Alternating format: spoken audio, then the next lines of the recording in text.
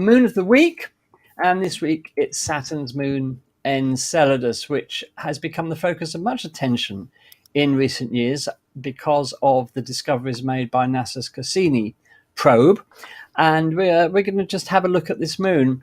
So first of all, just some basic facts about Enceladus.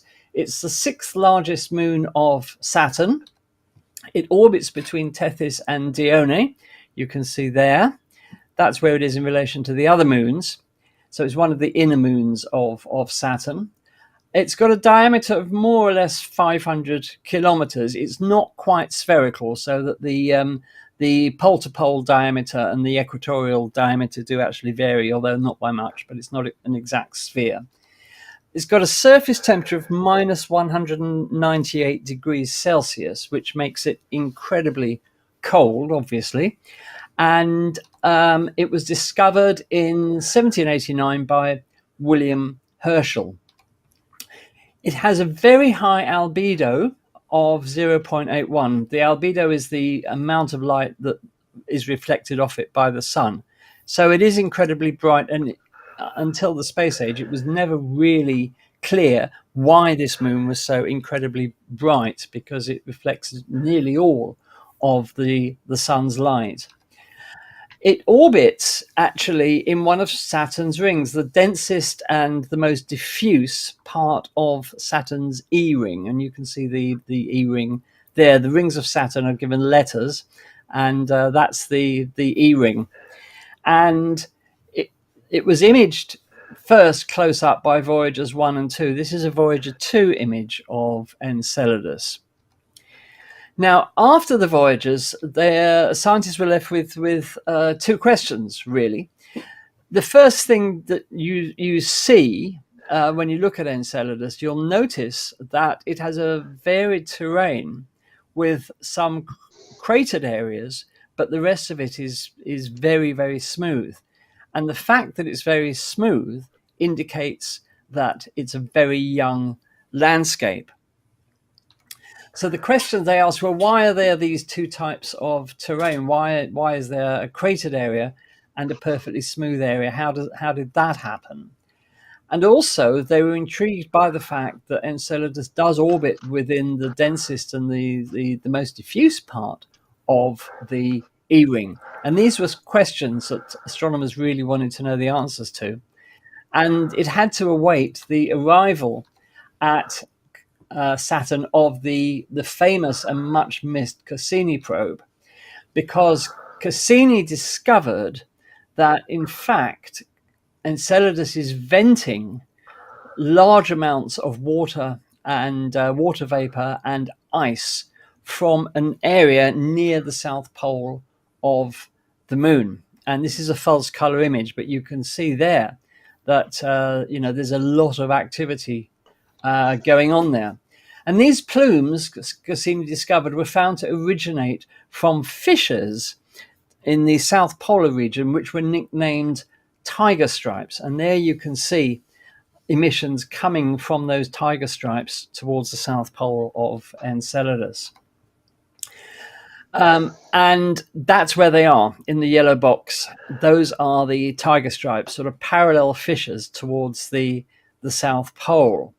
And this was a complete revelation that nobody really expected to see this activity on this moon. Here's a close-up of those tiger stripes, and you can there's actually one closer, and this is a Cassini image, and this is, I think, really dramatic image of one of those tiger stripes.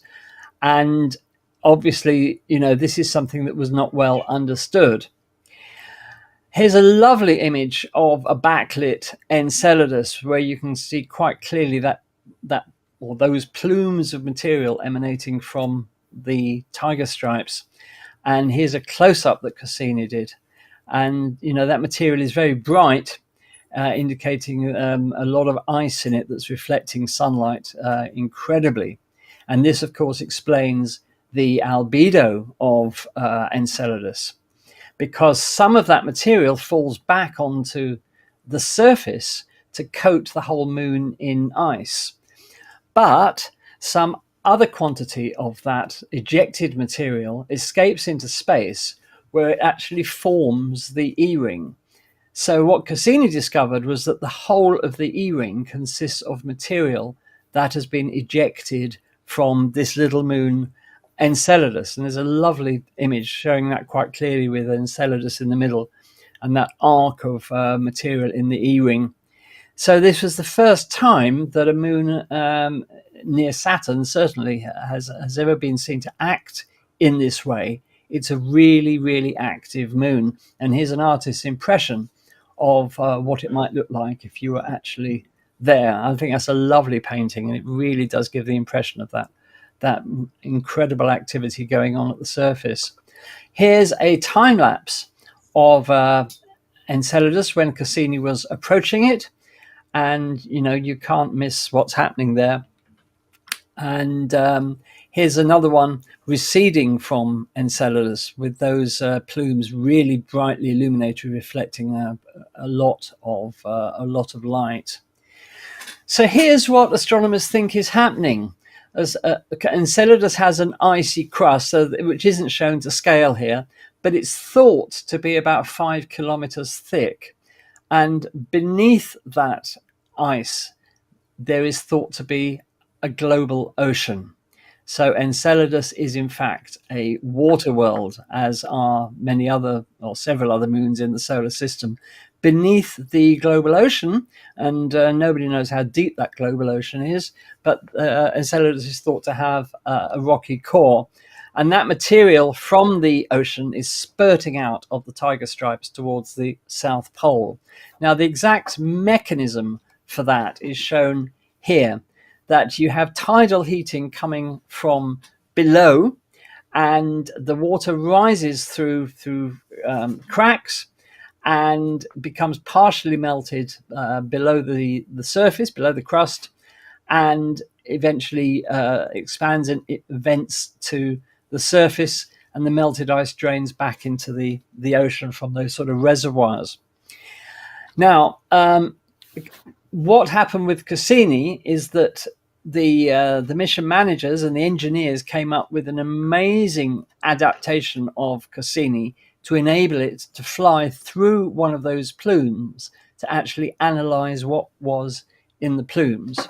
And it did this a few times. The first time was on March the 12th, 2008. Cassini dipped low to fly right through one of those plumes and sampled it and analyzed what was in the plumes. And there were lots of surprises in the plumes, because in the plumes there was a lot of water, which is being ejected at about 300 kilograms per second from the tiger stripes. There was crystalline ice. Ice on the Earth doesn't form these types of crystals that we find on Enceladus. There's methane, there's oxygen and nitrogen bearing organics, carbon dioxide, molecular hydrogen. So this is a real sort of potpourri of chemicals that are being ejected from the tiger stripes. And there are also rock fragments in which they found silicon dioxide. But some of those elements, if you like, some of those chemicals had been in contact with rock. So they definitely had come up through a liquid environment and ejected into space. And this is, another good reason for believing that there is a global moon beneath that icy crust of Enceladus. And here it is in a little more detail. Astronomers believe, or planetary scientists believe, that on the ocean floor there might be things that are analogous to the black smokers along the mid-Atlantic ridge on Earth, this geothermal activity. I'm sure you've all seen videos of the black smokers. And on Enceladus, because of the icicles, they will be white smokers. And there you have, as I was talking about, water-rock reactions, which they found in the plume, the particles they found in the plume, the hydrothermal vents leading to the surface jets. So just to summarize all that, Enceladus is an active world with its interior heated by Saturn's gravity, so-called tidal heating.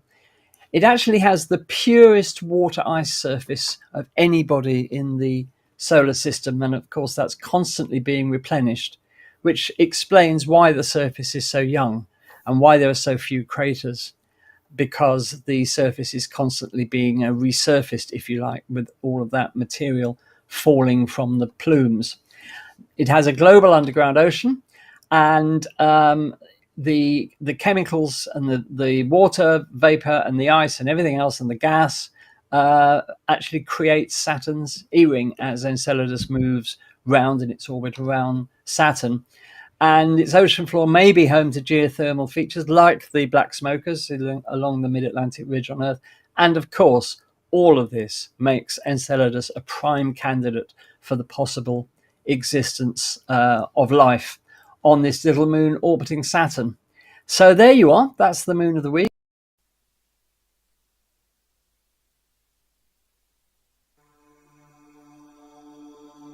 Hello, I'm Andy from Space Oddities.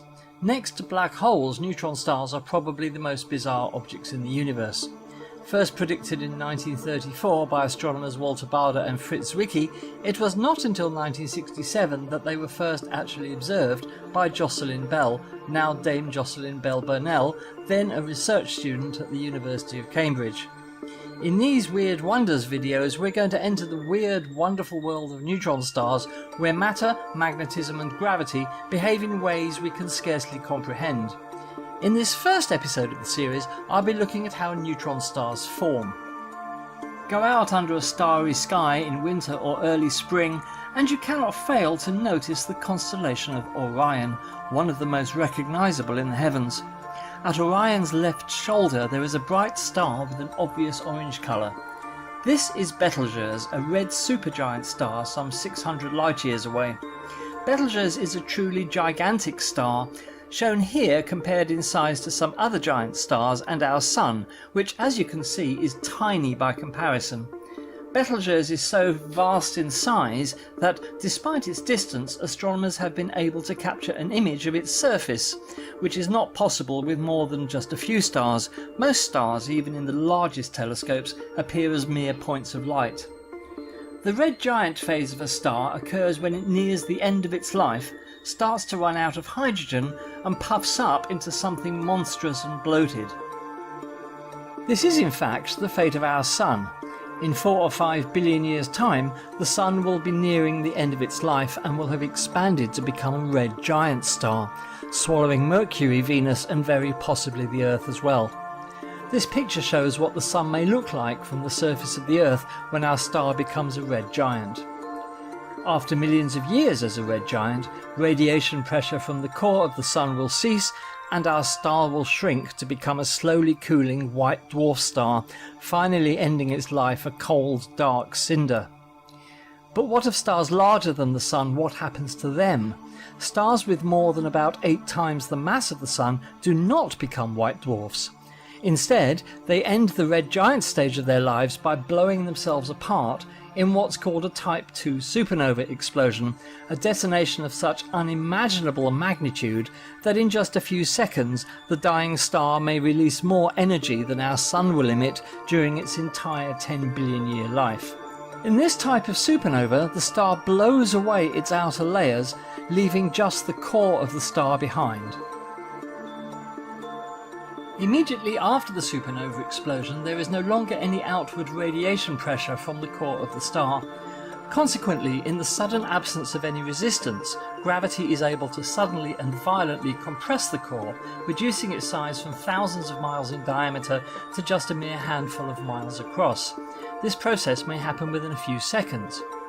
The atoms in the core are squeezed closer and closer together, so much so that electrons orbiting the atoms are unable to sustain their orbits and crash inwards to the atomic nucleus, combining with the protons to form neutrons as a bizarre ultra-dense element called neutronium. A neutron star is born, which consists largely of neutronium. It possesses between 1 and 3 times the mass of the Sun, packed into a sphere perhaps just 10 miles across. You may be familiar with the periodic table of elements, where each element has an atomic number representing the number of protons present in its nucleus. Hydrogen, for example, is atomic number 1 as it has just 1 proton. Neutronium is numbered 0 in the periodic table because it does not have any protons. They have all been converted to neutrons. At this point, gravity cannot compress the new neutron star any further, as something called neutron degeneracy pressure pushes back against gravity, preventing the neutron star from shrinking further under gravity's relentless assault. The neutron star is now in finely balanced equilibrium. However, if the star was originally 5 times or more the mass of the Sun, not even neutron degeneracy pressure can exert sufficient force to stop collapse of the core altogether. Gravity wins the battle by compressing the core to a mere point, and a black hole is born. Therefore, whether the result of a supernova explosion is a neutron star or a black hole depends purely on the mass of the star. Neutron stars are bizarre objects indeed. Here is one shown for size comparison with Manhattan. Because up to 3 times the mass of the Sun is packed inside this small sphere, its density is almost incomprehensible. 1 teaspoonful of neutronium would weigh 4 billion tons. Because of its huge mass packed into a small area, the gravitational field of a neutron star is perhaps 1,000 billion times stronger than the Earth's. This intense gravity means nothing taller than a millimetre or so can exist on the surface of a neutron star. Anything taller would be immediately crushed by gravity. A neutron star is therefore a perfect sphere. Astronomers sometimes observe violent radiation outbursts on neutron stars which are thought to be starquakes, where the surface might slip by a couple of millimetres. This is enough to generate huge amounts of energy. The incredible gravity also means that if you were to drop a ball from a height of 1 metre onto the surface of an average 12-kilometre diameter neutron star, by the time the ball hits the surface it will be travelling at 1.4 million metres per second, or 3.1 million miles per hour. And what of the interior of the neutron star? It must be said that astrophysicists are unsure about what exactly a neutron star looks like on the inside. As we cannot crack one open, we have to be guided by the physics alone, which suggests that the interior is made up of extremely exotic materials which do not exist on the Earth and which cannot be reproduced in a laboratory because of the extreme pressures and forces present.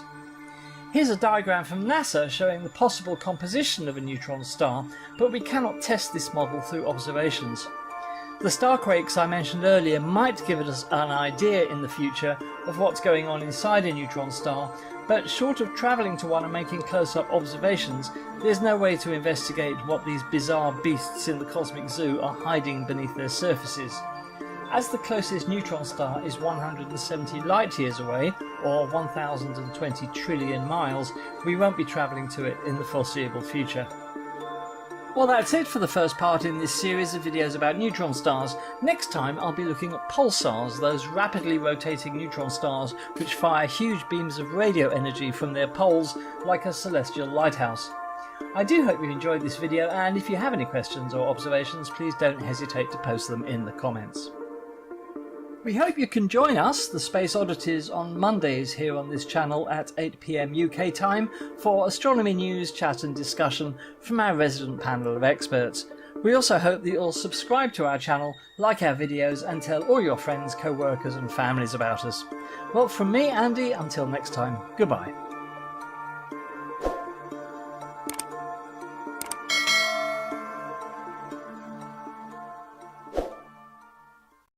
Welcome to Space Oddities, and especially welcome to this short presentation on spectroscopy. When you get astronomers talking, it's very rare that the words spectra, spectroscopy or spectrograph will not appear. This is not a surprise, as spectroscopy is one of the sharpest tools in an astronomer's toolbox when he is looking at the mysteries of the universe. Before we can talk about spectroscopy, we first have to look at light as a whole. The light that we detect with our eyes comes from our nearest star, which is the Sun. The light we see with our eyes travels the 93 million miles from the Sun to the Earth in 8 minutes and 20 seconds. The light arrives to us in little parcels of energy called photons. Now these photons all have varying energy values, and this decides their wavelength. And that's all I'm going to say on photons. If you want to research them more, then you can do at a later date. For now, all we need is that the energy contained in the photon decides its wavelength. Remember that for later. Right, the full range of light is huge, and as I said, the wavelengths vary a lot. Here is the spectrum of all light, and as you can see, it goes from very low energy waves, which are radio waves, all the way up to the high energy waves, which are gamma rays. For today's purpose, we're going to be looking at the visual light. As you can see, the visual light sits on the spectrum, which is known as the electromagnetic spectrum, just above halfway. It covers a very small part of the spectrum. As I said, the photons are little packets of energy, and they vary. And we can see this by using a very simple experiment, an experiment that you've probably did at school. And that is using a source of light and a triangular prism. If you pass the light through one side of the prism, it gets bounced around 2 or 3 times inside the prism due to the angle of the actual facets, and then it reappears the other side of the prism, and you can project it onto a screen. Now as you can see, you will find a lovely rainbow effect, which stretches on one side from red to the other side, which is blue / ultraviolet. This is showing you the different values of energy in each of the photons. We can test this theory by placing the sensor of a thermometer in the red light, and it will read a temperature. If you then move the sensor to the blue or ultraviolet light, you will see that the temperature is actually higher, because the photons at that end of the spectrum are carrying a higher energy, whereas in the red it's a lower energy, hence the lower temperature. By performing this experiment, you are in good company. Isaac Newton himself used to use this system to split the light into its constituent parts. So a quick recap so far. The low energy photons with long wavelengths sit at the red end of the visual light spectrum, whereas the high energy photons sit at the blue end with their shorter wavelengths, and all the wavelengths in between give us the different colours of the rainbow. Also, visual light is only a very small part of the whole of the electromagnetic spectrum and sits halfway along. So, back to our original questions. First, what is a spectrograph? A spectrograph is an instrument that separates the light from a star or any other light source into its constituent colours or wavelengths. So it's a bit like the prism we mentioned in the experiment earlier, but gives us the spectrum in a far greater detail. Question 2. What is spectroscopy?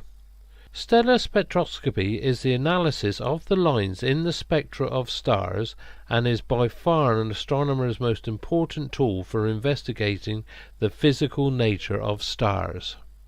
So a spectrograph will give us the spectra of a star, but in far greater detail, in the form of little lines. And the study of these lines in the spectrum will tell us a lot about the star and its environment. So what can we see in this extra detail?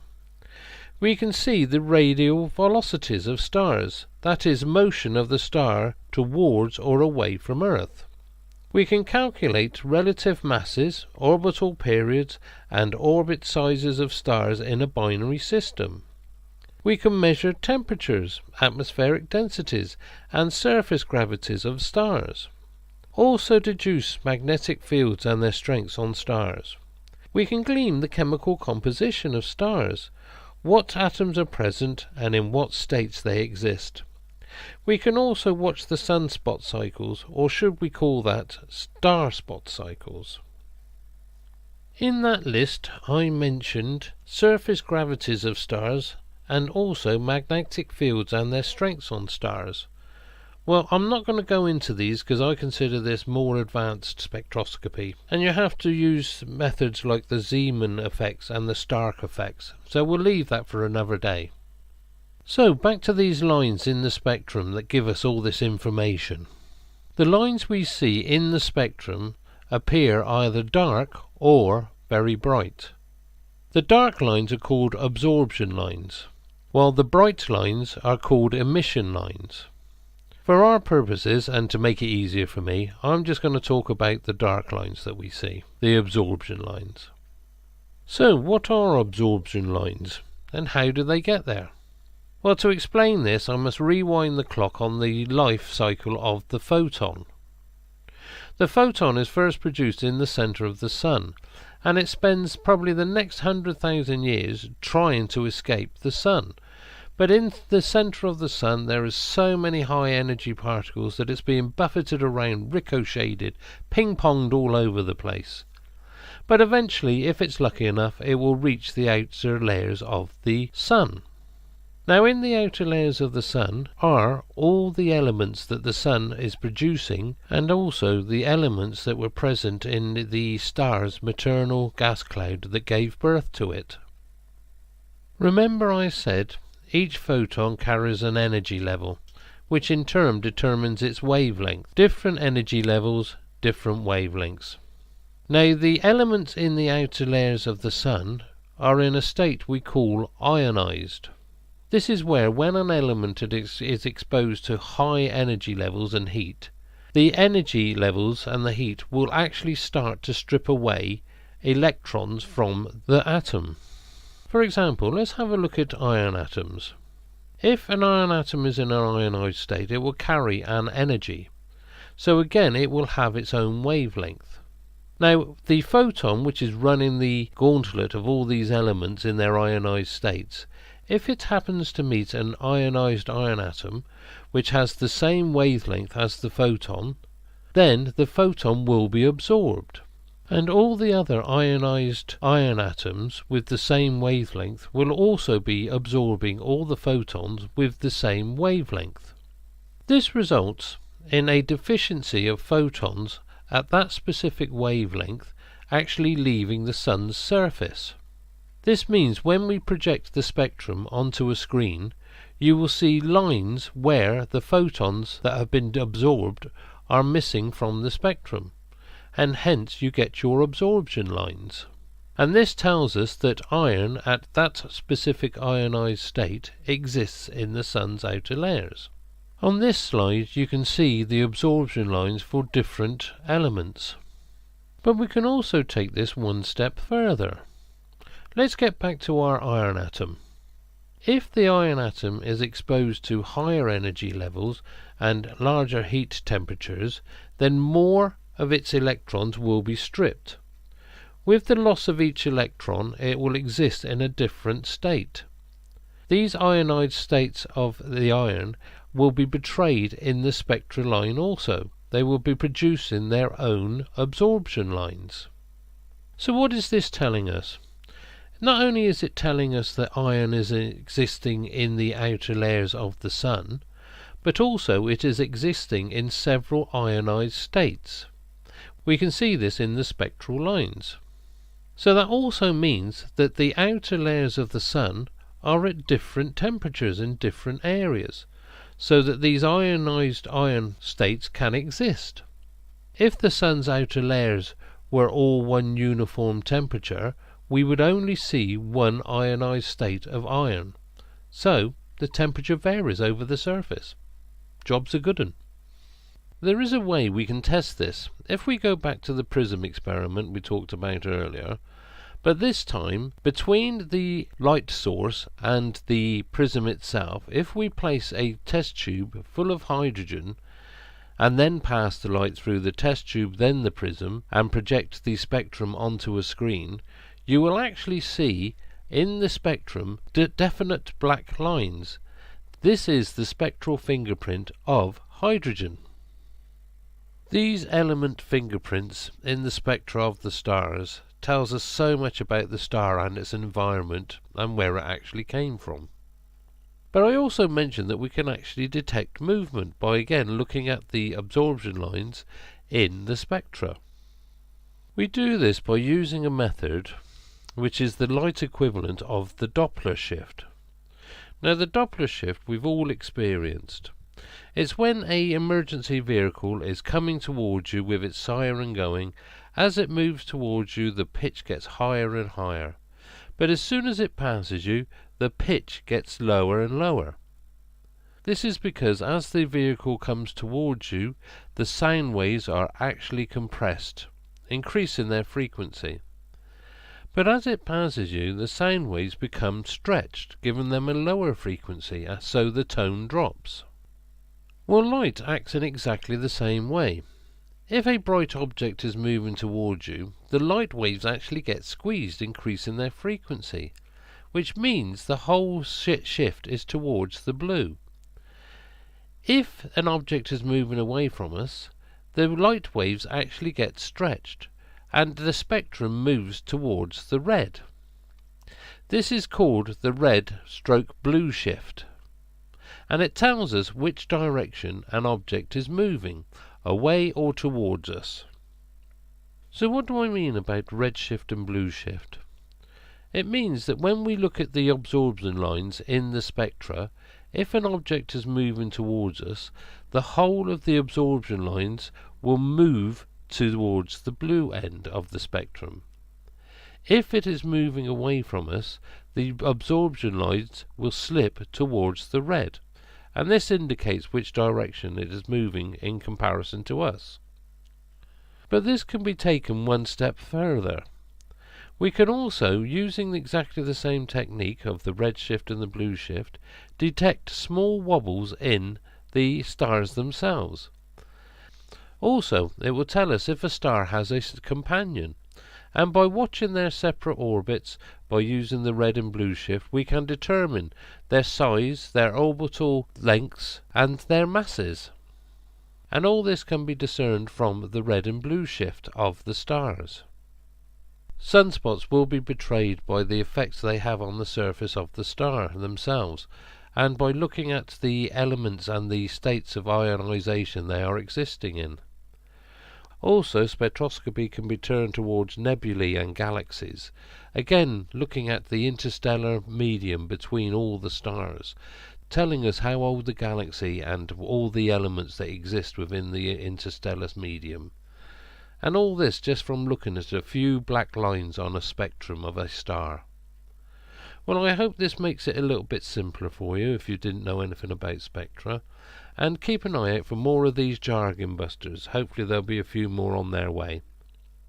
Remember, you will find us on Monday nights at 8 PM UK time.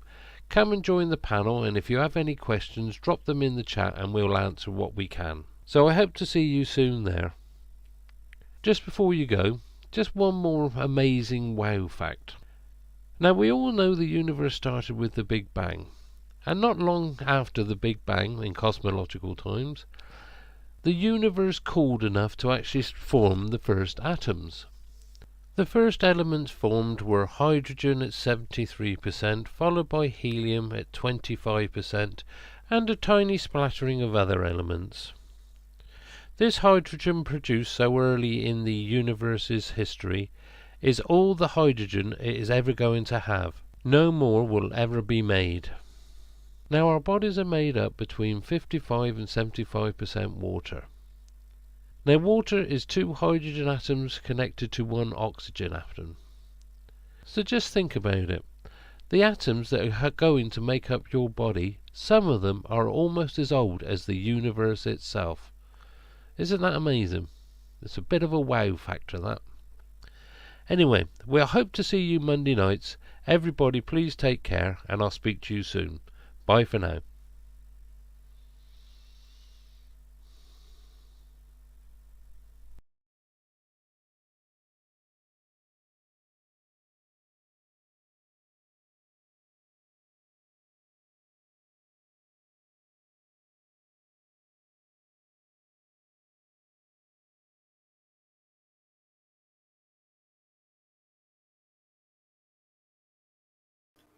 Here we go. Thanks. Thanks so much. So this will be the first in a series of presentations on moons of the solar system. And, you know, there are over 220 moons around what what you might call normal moons or traditional moons around planets, over 400 around other small bodies, Kuiper Belt, TNOs. So out of the close to 700 moons in the solar system, what an honor that Titan gets to go first. I think that's just incredible. Well, I tell you what it is, Lou. It's to coincide with that lovely James Webb image of Titan released last week or the week before. So we thought Titan would be a good first place to start. Titan is a great place to start, and we've known this is a great place for many years. And I'm going to walk you through a little bit of the history of Titan exploration, tell you why it's an interesting moon, tell you why we are spending so much of ESA and NASA tax dollars to explore it. So let's get going. I can. You have control. I have control. Okay. There we go. So back in the 1600s, the first notice, the first observations of Titan that were realized were by Christian Huygens, the Dutch astronomer. And of course, you'll recognize that name because that was what we named the Titan probe that went out to Saturn with the Cassini spacecraft. We named it after Christian Huygens. So in this excerpt from his writings, you see Saturn, and you see two stars. You see one in the kind of at the 3 o'clock position and one at the 7 o'clock position. The 3 o'clock position is actually a star, but the one at the 7 o'clock, that was in fact Titan, and he was able to watch that over time, see that it was moving, calculate an orbit, and so he's credited with the discovery of Titan.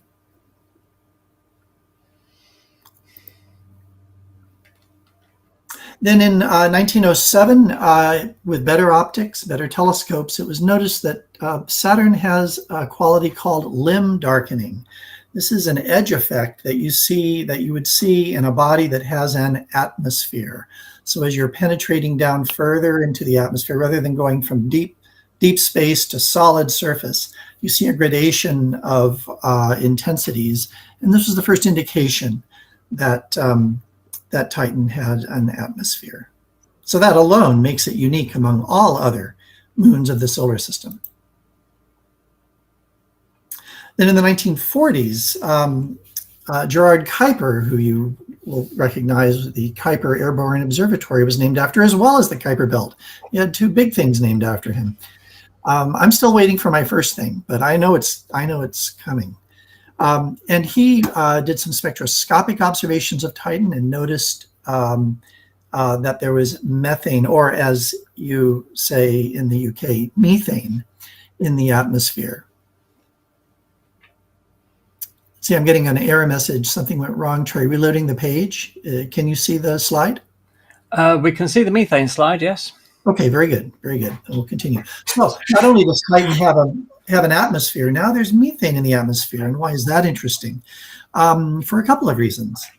It is a biomarker.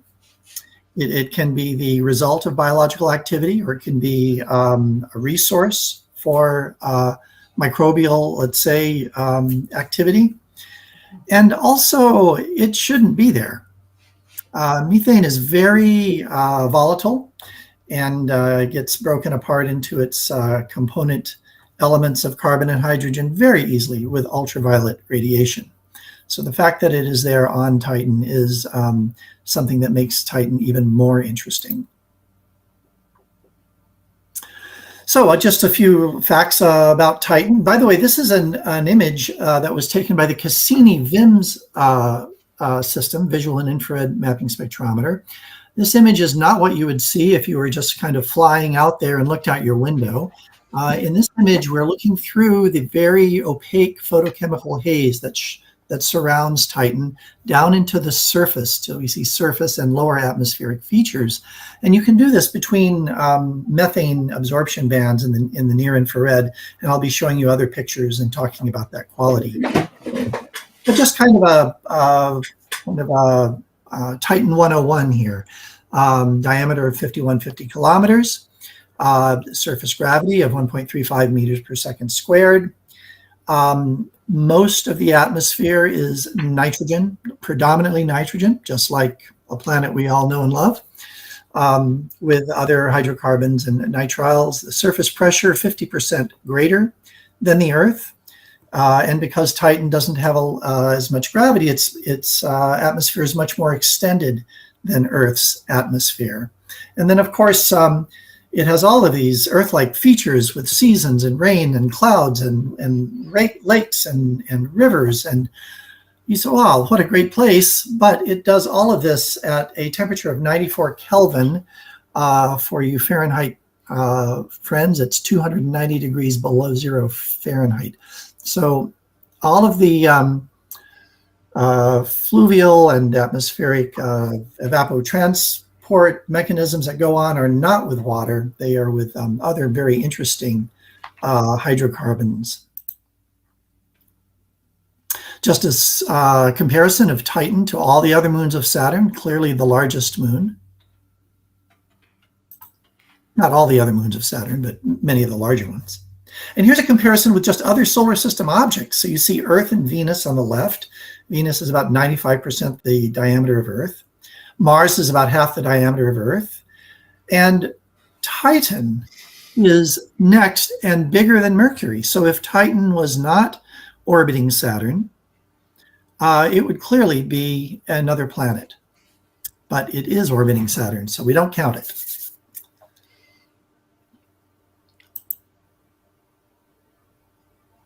Well, with all of this, these interesting findings, it's no surprise that we've sent a number of missions out to investigate Titan. We sent the Pioneer 11 to Saturn. This is a flyby mission that flew by in '79. Voyagers 1 and 2 flew by in 1980 and '81, again, flyby missions. And then the Cassini spacecraft on its way with gravity assist from Jupiter, orbited Saturn and dropped the Huygens probe into the atmosphere of Titan. Cassini made many, many close encounters with Titan because it's a very important object of interest, and we'll be looking at some of the observations from that in just a moment. So early robotic exploration, Pioneer 11 went to the Saturnian system and took some pictures of Titan. This, it turns out, now I guess I'm not sure if I have something blocking it here, but this is supposed to be the first robotic spacecraft image of Titan. Of course, this is Saturn here in the middle here with its rings and the shadow of the rings on the beautiful cloud tops of Saturn. But on the bottom, if it's still in frame, is a small dot, and that is the dot, that is the figure of Titan. Wow. Pioneer 11. We've come a long way, haven't we, Lou? Oh, we have, as I'll show you in just a second. This was the best image of Titan taken by Pioneer 11 at a distance of 360,000 kilometers. Wow. Pioneer 11 had a 2-color camera. And again, what we're seeing here is, this is in the visible part of the spectrum. So you're seeing the atmospheric haze that shrouds the entire planet. And prevents visible wavelength light from penetrating. Haze, kind of like smog in LA in the summertime, in Los Angeles in the summertime. And this was the best image that Pioneer 11 had, and at the time, the best image that humanity had of Titan. Didn't learn a lot then. There was other data taken. Right. Spectroscopy of the atmosphere, magnetic field data, and so on, but that was the best visual image. Then in 1977, the 2 Voyager spacecraft were launched on flyby missions to the outer solar system. And over here on the left, we have, I think this is a Voyager 1 image of Titan, much better image. You can see a couple of things here. Of course, the orange-red photochemical haze. By the way, this is produced by the photodisassociation of nitrogen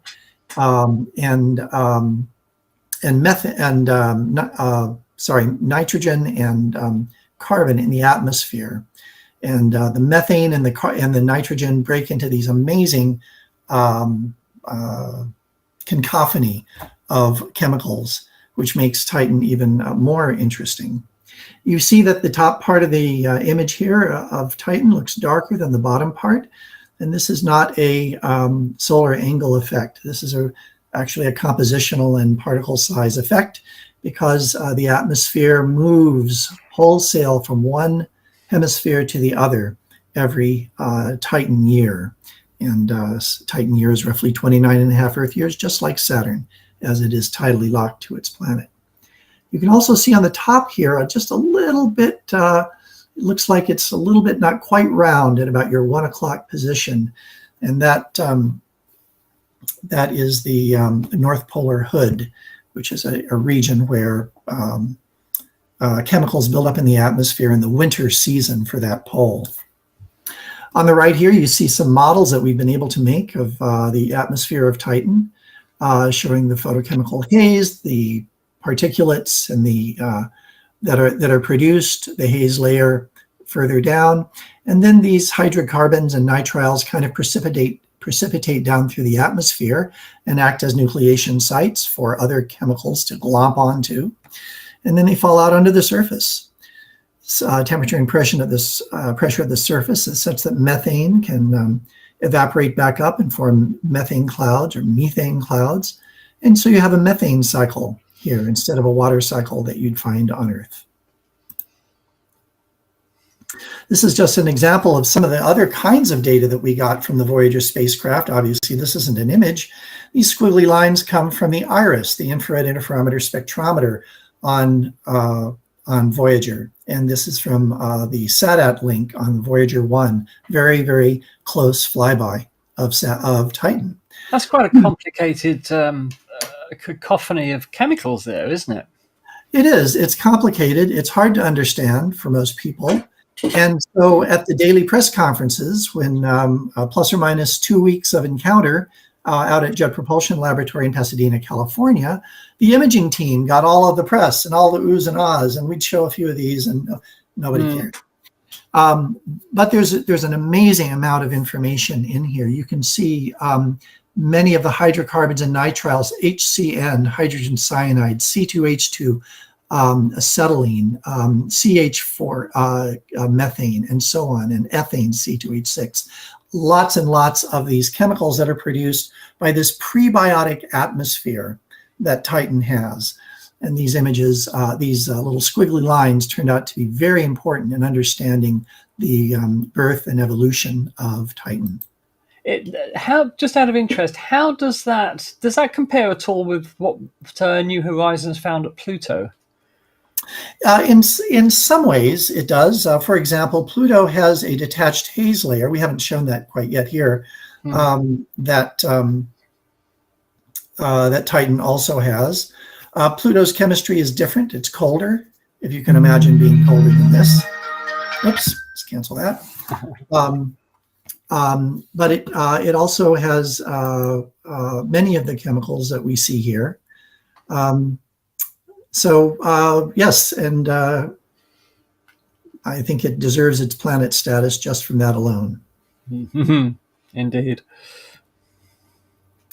So we move on, and in 1997, 20 years after Voyager, we launched the Cassini spacecraft with its Huygens Titan probe to Titan. And again, this image here is from the VIMS instrument on Cassini, showing the surface features of Titan. And here we start to see some darker regions. These are lakes on Titan. You can see some of the surface as well as some highlighted parts of the surface, which are likely in this image methane clouds in the lower troposphere of Titan. There's the launch of Cassini.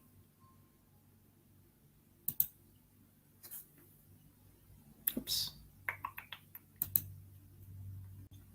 And here's an artist's rendition of what it would have looked like as Cassini approached the Saturnian system. It released the Huygens probe to fly unaided into the atmosphere of Titan using aerobraking and then eventually a parachute, which, as you might imagine, was is very efficient with a very thick atmosphere of Titan to land on the surface. And just on that point, Lou, somewhere on YouTube, there is a real-time record of Huygens' descent through the atmosphere that you can sit and watch, which is amazing. Absolutely. And so landing on the surface was amazing, and we got our first glimpses of the surface, which I'll show you in a minute. But for me, who studied the atmosphere of Titan, the progression of Huygens down through the atmosphere, taking measurements of temperature, pressure, composition at each level, was even more important and more interesting. So we got a vertical distribution of temperature, pressure, wind speed, composition, and so on at one place and at one time, but through the atmosphere of Titan. Well, weren't the winds a bit different to what had been predicted? I seem to remember. They were, and they were able to track the probe using Doppler measurements that were received by Cassini and then sent to Earth. And the upper atmosphere was a little more turbulent than they had predicted. The lower atmosphere not as turbulent. So this is why you go there, right? I seem to remember that it took longer to descend through the atmosphere than they thought it was going to. I think so. Yeah.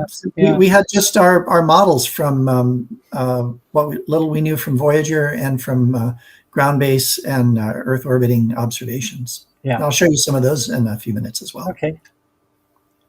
So this is just. Sorry, I was going to say, and it all worked amazingly. It was a flawless descent. Not only a flawless descent, but they pinpointed the landing 1.5 billion kilometers away. So in my way of looking at it, the real heroes of this mission are the people who understood the celestial mechanics of how things operate in the solar system and are able to guide this thing miraculously to a pinpoint landing. So the Huygens probe descended. It had a camera a downward-facing camera, and we started to see now through much of the haze, started to see surface features. You can see what we used to call these fluvial channels or flow channels, and I think we were a little coy about calling them rivers at the time, but you can see valleys and mountain ranges and fluvial channels. And then in the lower right, you see a little more magnified image of the surface in black and white here. Clearly, you see the rivers. You can see the darker area in the bottom, that's hydrocarbon lake. And these little puffy things here are methane clouds in the troposphere. Amazing. And I remember being at Cornell University when I was working on this problem with Bob Samuelson. Carl Sagan was working on this problem, and a group from Canada, whose names I'm sorry I forget, were working on this problem of methane clouds in the atmosphere of Titan. We're all using the same data from Voyager 1 observations, and Canadian group said there are clearly no methane clouds.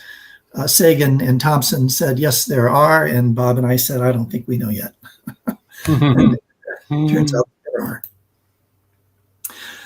are. So the probe landed on the surface. We knew that the surface was probably had a collection of liquids on it.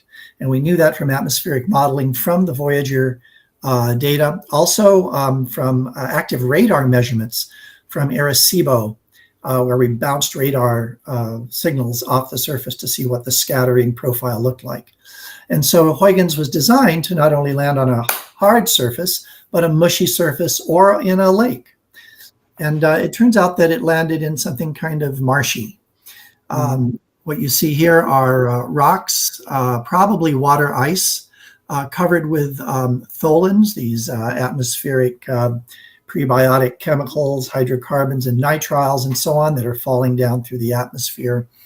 And then you see some smoother areas, which appear to be liquid hydrocarbons on the surface at the landing spot of Huygens. And some of those pebbles, if you like, are quite rounded, aren't they? As if they've definitely been in some sort of liquid. There is erosion on the surface, not only from liquid and atmospherics and so on. And there's they do not appear jagged at all. From the Cassini orbiter, they were able to take radar measurements of the surface. This is a false color image just to show detail. Well, I guess if you're doing radar measurements, you don't have any color, at least in the visible part of the spectrum. But this just shows the a collection near the poles of lakes on the surface of Titan. Are the lakes restricted to the polar areas? They're not restricted to the polar areas. We see them at all latitudes. So, right. This is an interesting experiment that was done. This is called a radio occultation experiment. You can fly the spacecraft behind Titan, send a radio signal through the edge of the atmosphere and kind of pan down through the atmosphere. And then the Earth receives that signal, which is deflected at some angle and its intensity reduced at some proportion. And that observation gives you a quantity called temperature over mean molecular weight in the atmosphere and allows you to make temperature profiles. So the mean molecular weight is very, very close to 28, 2 times 14 nitrogen, diatomic nitrogen. And so we're able to get a temperature profile, at least for that location, showing how the temperature varies with height. And you can see here in this little graph that Titan has a troposphere like the Earth does. It has a tropopause where the temperature turns over and starts increasing with height. And it has a stratosphere. Fantastic. I showed you the Voyager's infrared spectrum of the atmosphere. This is the Cassini infrared spectrum. This was taken by an instrument called CEERS, the Composite Infrared Spectrometer, aboard the Cassini orbiter. And so here we have much higher resolution data identifying all kinds of chemicals, and some of them building blocks for life, like hydrogen cyanide. And so we see this atmosphere that is mildly reducing, and it also produces somewhat of a greenhouse effect on Titan. As cold as the surface of Titan is, about 95 Kelvin, there's about, and I'm sorry I forgot to convert this, there's about a 38-degree increase in the surface temperature Fahrenheit from what it would be without an atmosphere. And this is caused by these chemical species that are asymmetrical, absorbing energy and re-emitting it back down to the surface, just like we have on Earth. Of course, methane is an extremely potent greenhouse gas. Yes, absolutely, and the primary volatile species in the lower atmosphere of Titan. Sure. From all of this, we're able to construct some models of what the internals of Titan might look like. And what I want to point your attention to here is that there is some indication that there may be a global subsurface ocean with liquid water, perhaps mixed with methane or other hydrocarbons. This is not a surprise, because when you fly a spacecraft by Titan, and you measure the degree that its trajectory is modified by the gravity of Titan, it's not that much. And it equates to a bulk density of about 2 grams per cubic centimeter. Right. Earth is about 5.5 grams. So Earth is much more rocky. So we know there's a lot of water, either in liquid form or water ice, making up the composition of Titan. This is another image from Cassini showing a region where it appears that there's some cryovolcanism on the surface of Titan. This is suspected for a while, but here we have some observational evidence. Really exciting finding. Three images from the VIMS instrument on Cassini, showing all sides, all surface areas of Titan. Again, you see the darker areas as the lakes. You see the very whitish areas as clouds. You see surface areas as well as some, I guess these are, I think these are cloud regions. I'm not sure, in the polar areas. Yeah, probably. I just think this is a lovely image. Beautiful. Look at that haze. It's a bit colorized, but you see the red-orange atmosphere of Titan and the detached haze layer that we, as I mentioned, that we see on Pluto as well as Titan. And it turns out that I painted something that looks an awful lot like this about 30 years ago.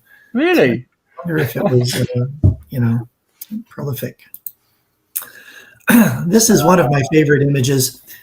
Believe it or not, Cassini got this image just at the right time, just at the right angle to have sunlight reflecting off one of the hydrocarbon lakes on Titan and into the imager of Cassini.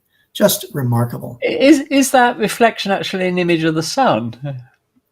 It is sunlight. It is sunlight reflecting off the lake.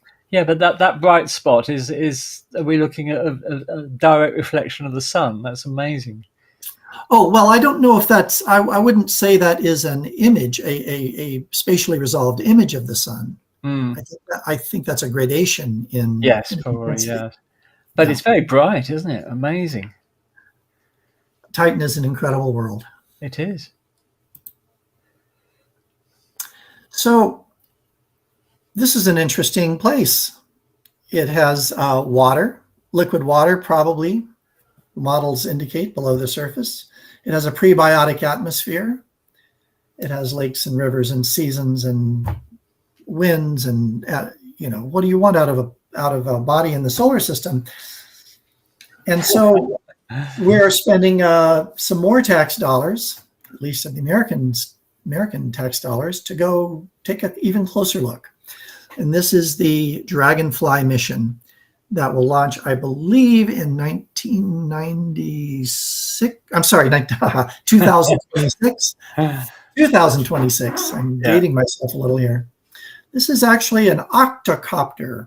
It will have 8 propellers, 8 propeller systems that will fly it around through the atmosphere of Titan. Now, of course, we have a drone on the surface of Mars that's flying. Mars atmosphere being about 1% the density of Earth's. That's a tough ordeal. But the atmosphere of Titan, 50% greater surface pressure, no problem. And this drone, therefore, can be somewhat larger, and it's about the size of maybe a small school bus. It's rather large, with a RTG on the back end here, a radioisotopic thermoelectric generator, nuclear power source, and it is going to parachute into the atmosphere of Titan. I'll show you here in a minute. I'll go over some of the parts. It will have various instruments. Of course, it will have visual imagers and spectrometers and instruments to measure the winds and pressures and temperatures and so on at the surface of Titan. Just one thing occurred to me about that. Are they at all worried that if it lands on the surface, it might actually freeze and get stuck to the surface? Well, I'll tell you, in order to do that, you'd have to be able to liquefy water a little bit, right? Yeah, true. Water. That's not going to happen on the surface of Titan. Yeah. No, this probe is being developed by the Johns Hopkins University Applied Physics Laboratory, and believe me, they are taking the cold temperatures and what we know of the composition of the surface into account. I'm sure they are. The hope is that not only will they get more information about the solid surface and the atmosphere, but also the liquid surface. I believe there's a mass spectrometer on board that's going to be able to tell us more about the composition of all 3 of those. Any idea how long they're expecting Dragonfly to last? Well, let's see. I believe I have to check. I believe the planned mission on the surface is 2 years. 2 years. Earth years. Earth years. Earth years, yeah. But I imagine almost everything that we send up now is far more durable than its planned lifetime. Sure. And so it's not unusual. In fact, I think it's almost the rule that we send up missions that that exceed their lifetime, and we ask for extended funding, and we get that. And if you just look at the Voyager missions, you can understand what that's about. Let's see. It must be so incredibly hard to design a vehicle that's going to work in those low temperatures and work reliably. I suspect. I was in Barrow, Alaska, a number of years ago, and I remember it was hard just to get my my cell phone operating and Really? 20 and 40 degree below temperatures. Let's see. So 2 years is not a correct number. I think it's more like 2 months. 2 months, right? Or for the initial planned mission. Right. Sorry. But as you say, it'll, if past experience is anything to go by, especially with the MERs, then it'll probably last a lot longer. Right.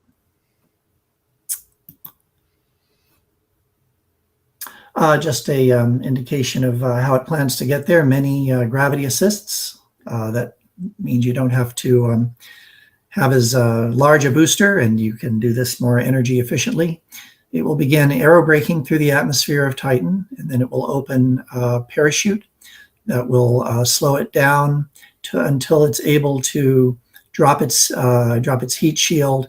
And it's actually going to just drop this thing in midair, and its rotors will begin operating, and it will fly itself to its surface. And remember, we're 1.5 billion kilometers away, so we're not using a joystick to do this. So it has it has sensors, and it has intelligence that's going to be able to pick out a suitable landing site. I think in real stream this cannot play. Okay, right. So this was a video of releasing the Dragonfly probe. Oh yes, you'd have to show your screen for that, unfortunately. Right, and so it will copter itself down to the surface. Raise its communication antenna. It will be able to receive signals from the Earth over long periods of time. It will send up science packages to tell it what we'd like it to do. And then it will fly off and look for a suitable landing site. And it will actually be able to fly a little bit further. It does this kind of hip-hop motion where it flies beyond that site, looks for other landing sites, comes back to the original site, and then does that same kind of progression again. Right. And I think that is it. Totally autonomously. Mm-hmm. Totally autonomously. That's right. Amazing. Yep, that's it. Right. Well, thank you so much, Lou, and I hope viewers you've enjoyed that look at that fascinating world Titan. And yes, thanks, Lou. That was absolutely fantastic. So there you are. That's Titan. And as I said, this is the first in a series of Moons of the Week. And what would you, our viewers, like to see in this series? If you've got a moon that you're particularly fond of and you'd like to learn more information about, then pop it in the chat now, and we'll see what we can do. So as for next week's moon, we need to discuss what we're going to tackle next week. But I can guarantee you it'll be interesting. Because button moon, yes, okay, yeah. Right. Don't give up your day job. And Steve's got a question in the chat now. I don't know if anybody can help him with that. What happens at the end of mission? Will the power generating device remain on Titan for good? Is there a danger of polluting? Well, the mission will remain on Titan. It's not coming back. And so its RTG will remain with it, and it should be, it is well contained. I think the prospects for pollution are very slim. You might remember that the Cassini spacecraft also flew to Saturn with an RTG, and it did a number of gravity assists before it got there, and one of the gravity assists was with Earth. And so there were some environmentalists who were very concerned about what happens if it kind of misses its trajectory and hits Earth's atmosphere, and this radioactive material gets in the atmosphere and kills us all. And the truth is that this stuff is packed very tightly. And my understanding is you can put a string of dynamite around these RTGs, this plutonium, and blow it, and you won't see any degradation. So it's the opportunity for pollution on Titan, I think, is very, very low. I mean, they drop these RTGs out of planes at 50,000 feet, and they survive. So they are designed not to break open. They're baked into ceramics, actually. So that's part of the process. That's right. Welcome to Space Oddities, and especially welcome to this Astronomy Basic. Today I want to talk to you about the Sun and take a glimpse into the heart of our solar system. The Sun, our celestial neighbour and the centre of our solar system, is a remarkable celestial body. It is a star, a massive ball of hot plasma, a state of matter where atoms are stripped of their electrons, creating a hot, electrically charged gas. The Sun is primarily composed of hydrogen and helium that radiates immense amounts of energy, influencing the Earth's climate, shaping our seasons, and providing the essential light for photosynthesis, the process by which plants convert light into food. The Sun's immense gravitational pull holds the planets in our solar system in their orbits. Understanding the Sun and its workings is crucial to comprehending our place in the universe and the delicate balance that sustains life on our planet. Here is some more essential characteristics of our Sun. Mass. The Sun is about 1.3 million times more massive than Earth, and its diameter is about 109 times larger. Basically, what that is saying is the volume of the Sun, you could actually fit 1,300,000 Earths into it. And with it being 109 times larger, it means across the equator of the Sun you can line up 109 Earths. Composition. The Sun is composed primarily of hydrogen, about 72%, and helium, about 26%. Trace amounts of other elements, including oxygen and carbon and iron, also exist. Temperature. The Sun's core is incredibly hot, reaching temperatures of over 15 million degrees Celsius, which is 27 million and 32 degrees Fahrenheit. The intense heat is the source of the Sun's energy. Energy production. The Sun's energy is generated through nuclear fusion reactions, a process in which hydrogen atoms are fused into helium atoms, creating immense amounts of energy. Radiation. The Sun emits a vast amount of energy in the form of electromagnetic radiation, including visible light, ultraviolet light, infrared radiation, and radio waves. Gravity. The Sun's immense gravity holds the solar system together, keeping the planets and other celestial bodies in their respective orbits. So, how does the Sun work? Nuclear fusion, the Sun's power source. At the heart of the Sun lies the source of its incredible energy output, nuclear fusion. This process involves the merging of hydrogen nuclei into helium nuclei. In this process, two hydrogen nuclei, or protons, collide with such a force that they fuse together, forming a helium nucleus, or an alpha particle, and releasing a neutrino and a gamma-ray photon. This process releases a tremendous amount of energy, accounting for the Sun's luminosity. The fusion reaction in the Sun's core is a continuous process, with approximately 620 million metric tons of hydrogen being converted into helium every second, releasing vast amounts of energy in the form of heat and light, which is then transported outwards through the Sun's layers, ultimately reaching the photosphere and escaping into space. Energy transfer. The energy generated in the core travels outward through two main processes, radiation and convection. Radiation involves the emission of electromagnetic waves, while convection involves the movement of hot plasma carrying energy from the core to the surface. The corona. The Sun's outermost layer, the corona, is a highly ionized plasma that extends far beyond the visible surface. It is the source of solar wind, a stream of charged particles that permeates the solar system. Activity cycles.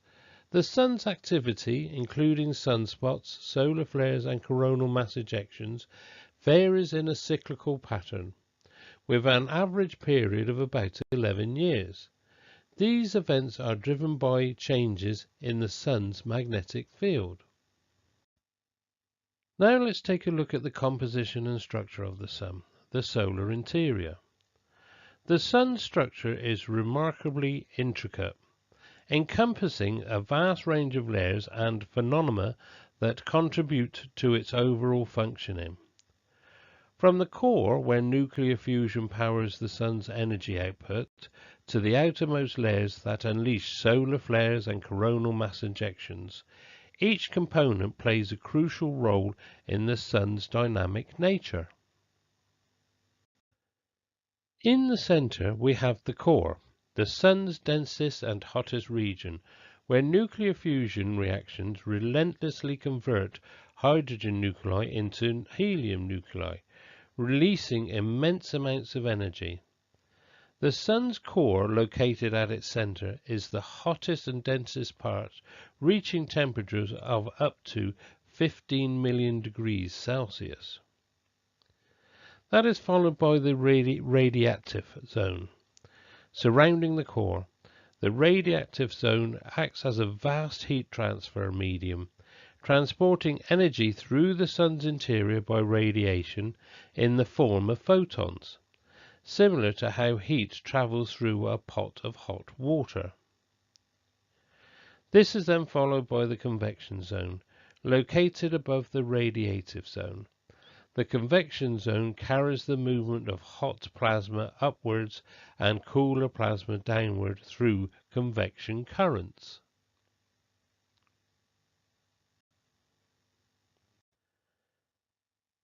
The Sun's surface.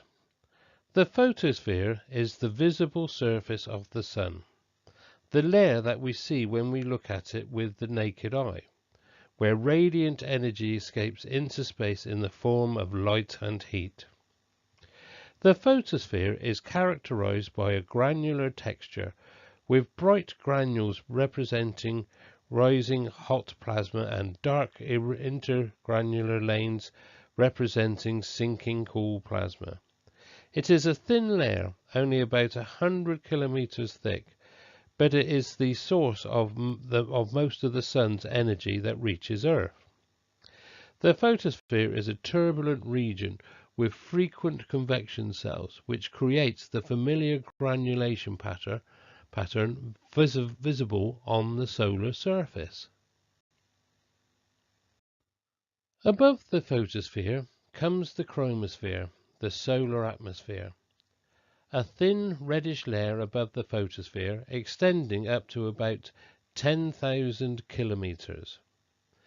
The solar atmosphere consists of several layers extending outwards from the photosphere.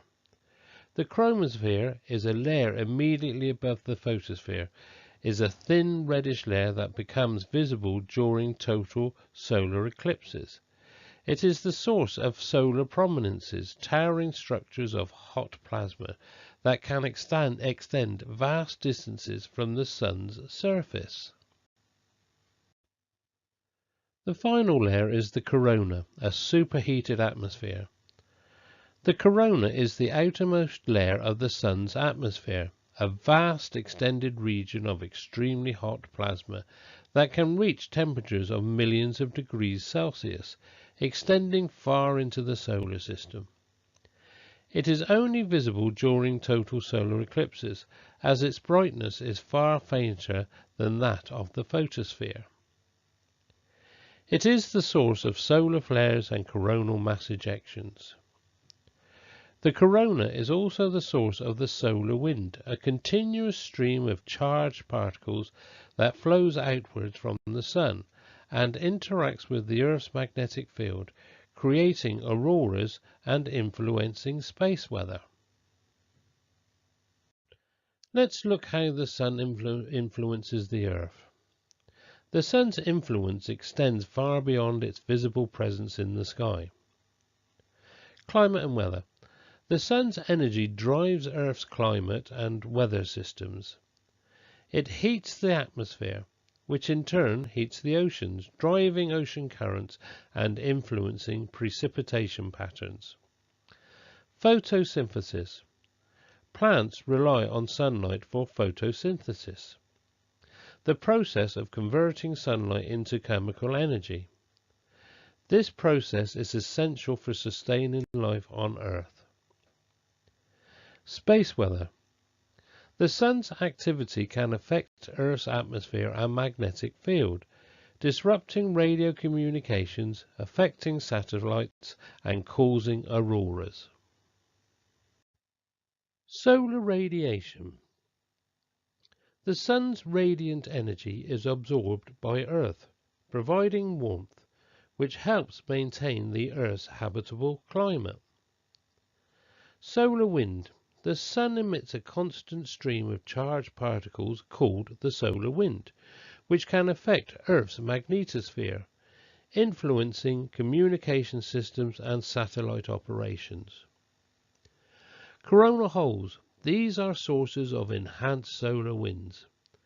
Areas of low magnetic activity on the Sun's surface allows more of the energetic particles created by the Sun to escape out into the interplanetary medium. Solar flares.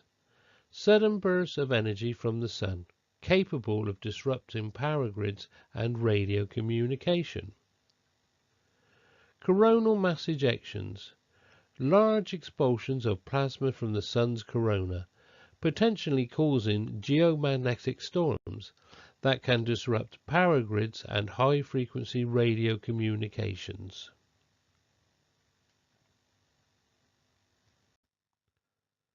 So let's take a closer look at some of these events that happen on the Sun. Sunspots are phenomena on the Sun's photosphere that appear as temporary spots that are darker than the surrounding areas. The surface of the Sun, the photosphere, is about 10,000 degrees Fahrenheit, while the umbra is about 6,300 degrees F.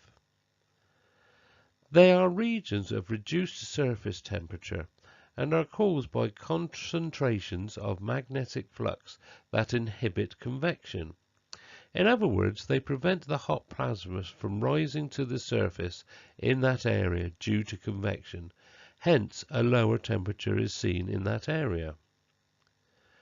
Sunspots appear within highly active magnetic regions, usually in pairs of opposite magnetic polarity. Their number varies according to the approximately 11-year sunspot cycle. A typical spot consists of a dark region called the umbra, surrounded by a lighter region known as the penumbra. Individual pairs of sunspots or groups of sunspots may last between anywhere from a few days to a few months, but eventually will decay. Also, sunspots expand and contract as they move across the Sun's surface, with diameters ranging from 16 kilometers, which is 10 miles, to 160,000 kilometers, which is 100,000 miles. Indicating intense magnetic activity, sunspots accompany other active region phenomena such as coronal loops, prominences, and reconnection events. Most solar flares and coronal mass ejections originate in these magnetically active regions around visible sunspot groupings. Solar flares usually take place in active regions, which are regions on the Sun marked by the presence of strong magnetic fields, typically associated with sunspot groups. As these magnetic fields evolve, they can reach a point of instability and release energy in a variety of forms. These include electromagnetic radiation, i.e. X-rays, which are observed as solar flares. Solar flares are large eruptions of electromagnetic radiation from the Sun lasting from minutes to hours. A sudden outburst of electromagnetic energy travels at the speed of light. Therefore, any effect upon the sunlit side of Earth's exposed outer atmosphere occurs at the same time the event is observed.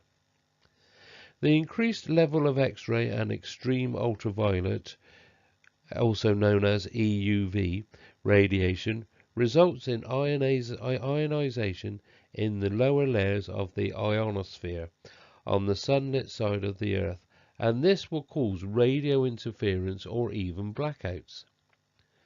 Flares occur in active regions and are often, but not always, accompanied by coronal mass ejection, solar particle events, and other solar phenomena. A coronal mass ejection, or a CME, is a significant ejection of magnetic field and accompanying plasma mass from the Sun's corona into the heliosphere. CMEs are often associated with solar flares and other forms of solar activity, but a broadly accepted theoretical understanding of these relationships has not been established. If a CME enters interplanetary space, it is referred to as an interplanetary coronal mass ejection, or ICME. ICMEs are capable of reaching and colliding with Earth's magnetosphere, where they can cause geomagnetic storms, aurora, and in rare cases damage to electrical power grids.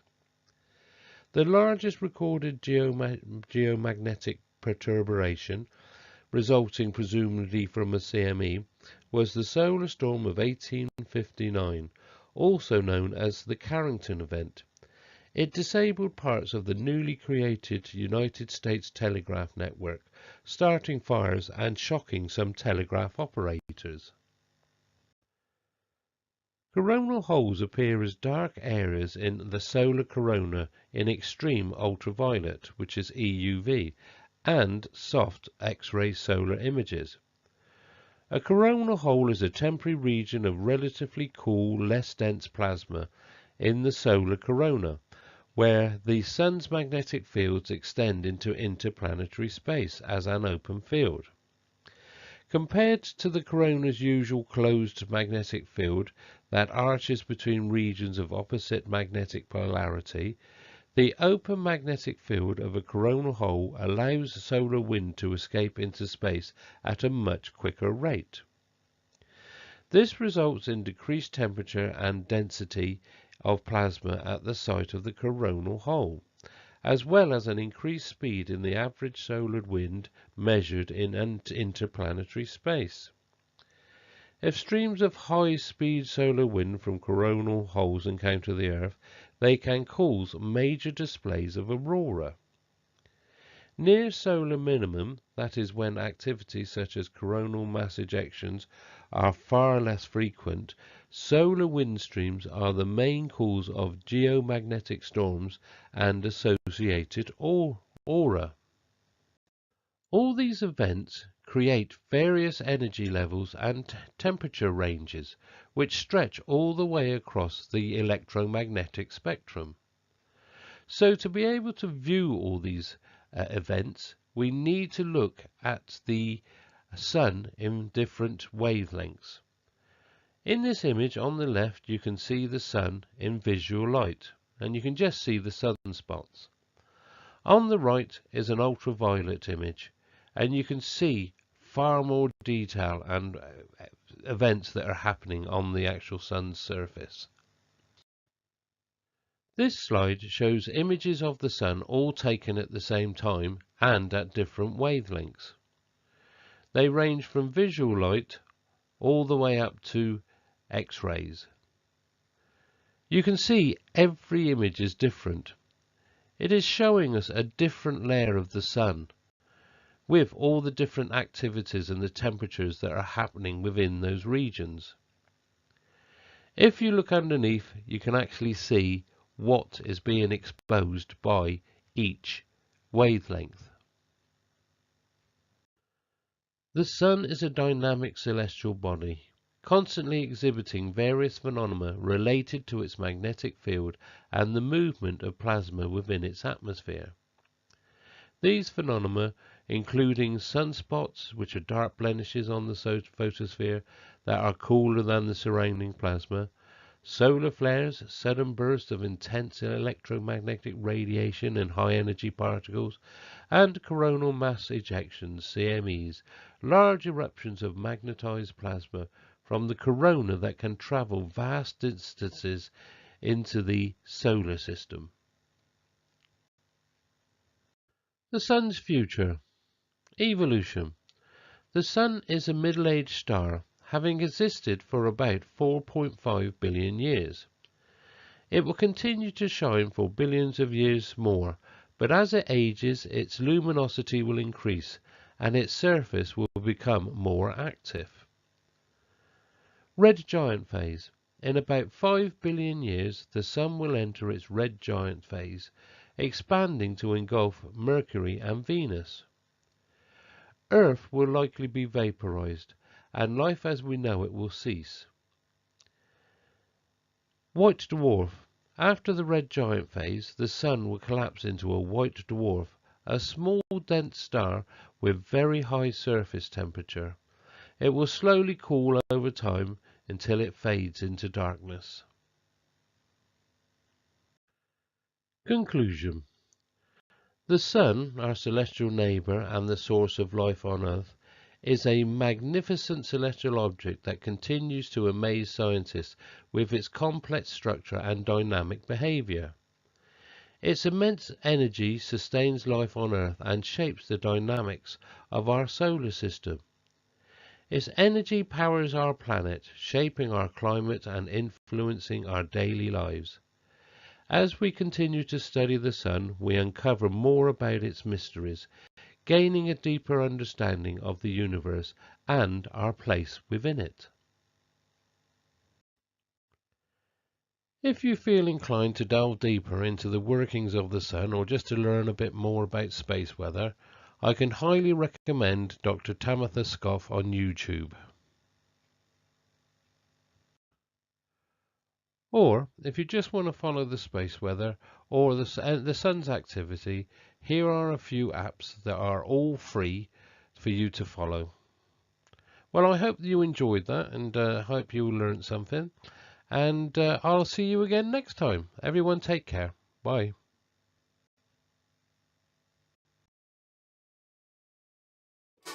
Welcome to the Space Oddities series of Astronomy Basics videos. In this video we're going to be asking the question, what is a magnetar? A magnetar is the most magnetic object known in nature, a type of neutron star with an extremely powerful magnetic field. The magnetic field of a magnetar can be up to 100 trillion times stronger than the magnetic field of the Earth.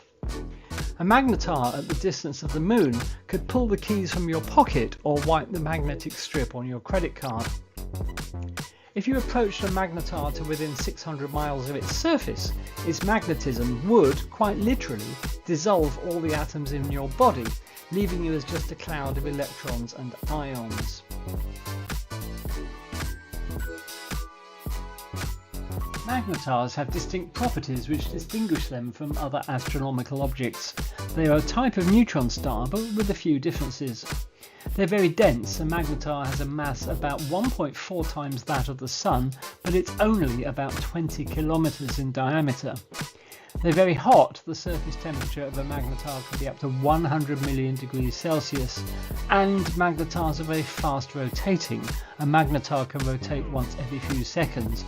However, although magnetars are very similar to a typical neutron star, a magnetar can emit up to 100 times more energy. So how do magnetars form? Up until very recently, it was believed that magnetars are the result of a red giant star ending its life in a supernova explosion, leaving behind its ultra-dense core.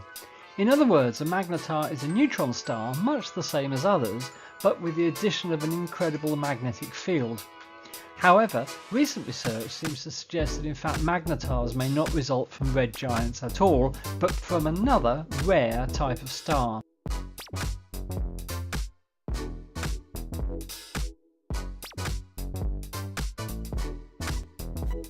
The most recent research into the origins of magnetars has focused on a new type of star called a massive magnetic helium star. These stars are a few times more massive than the Sun and are rich in helium. They are also thought to have very strong magnetic fields.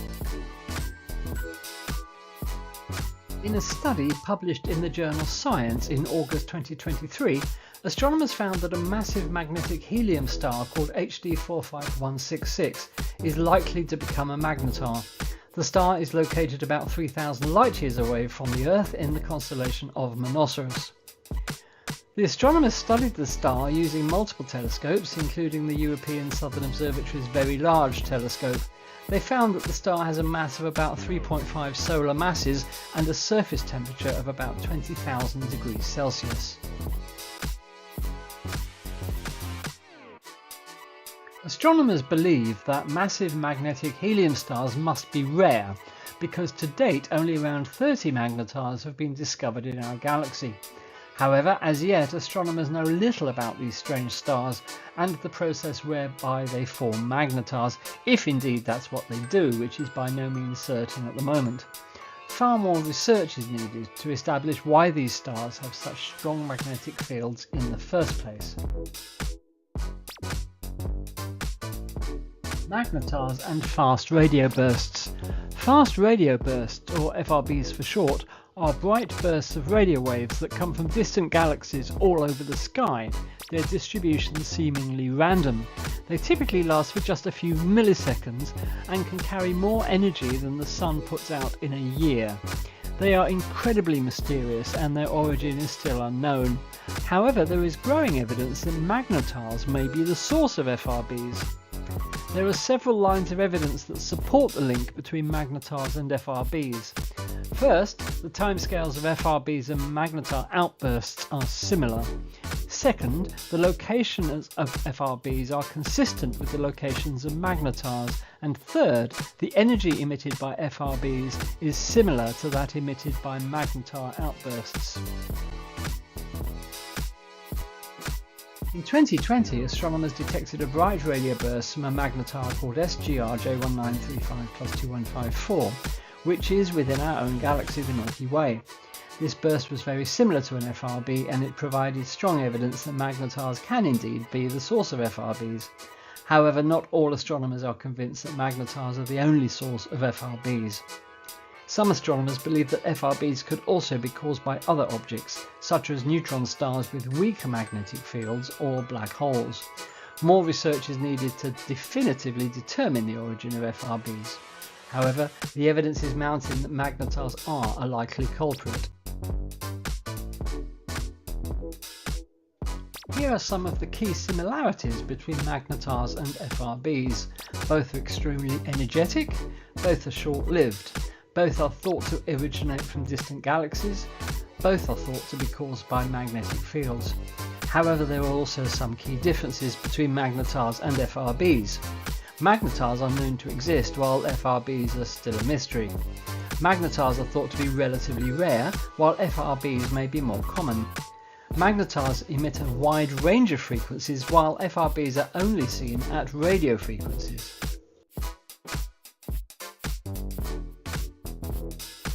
The link between magnetars and FRBs is a hot topic of research in astronomy. As more FRBs are discovered and studied, scientists will be able to better understand these mysterious objects and their origins. Well, that brings us to the end of this brief introduction to magnetars, but just to summarise, magnetars are neutron stars with incredibly strong magnetic fields. Their origins are uncertain, but recent studies link them with a new type of star called a massive magnetic helium star. Magnetars may be the source of fast radio bursts, or FRBs, those enigmatic and powerful bursts of radio waves of incredible power seen all over the sky. Much is still unknown about magnetars, but they seem to be very rare animals in the cosmic zoo. Well, we hope you've enjoyed this video about magnetars. Do keep your eyes open for other videos in the Astronomy Basics series from Space Oddities on our YouTube channel. Until the next time, goodbye. This is why I'm calling it Saturn's weirdest moons. Just give me 1 second, and here we go. Okay, hope you can see that. The first one is this moon, Hyperion, which is most bizarre. As you can see, it's got a surface that resembles a sponge, and Cassini flew by this close distance, about 5,000 miles away, and everybody was just amazed at what this moon actually looked like. Just a few details about Hyperion. It's 360 by 266 kilometers. Do forgive me if I slip between miles and kilometers, because I'm in that difficult age, you know. It's designated Saturn 7. In other words, it's the seventh moon from Saturn going outwards. It's actually 1.5 million kilometers away from Saturn. Its composition is mainly water ice with a bit of rock thrown in. And it's got an incredibly low density for a moon of its size. Now, what this means is when meteoroids, if you want to call them that, bits of rock hit it, instead of causing a big impact and a huge crater and flinging material into the space, the density of Hyperion is so low that it just sort of punctures the surface and digs downwards without actually making a huge crater. So as you can see from this image, if you look down the craters, they're cylindrical rather than sort of bowl-shaped. And this is put down to the low density of the material that allows any incoming rock just to go straight in. As I said, Cassini imaged Hyperion 3 times. The first in September 2005 and the last in May 2015. But Cassini's orbit did not allow it to approach Hyperion any more regularly than that. Only 3 times it managed to fly past the moon. There's a photo from another flyby of Hyperion. The bottom of the craters is a very dark reddish material, similar to the material that we find on some of the other moons like Iapetus, and that's why the crater bottoms appear dark.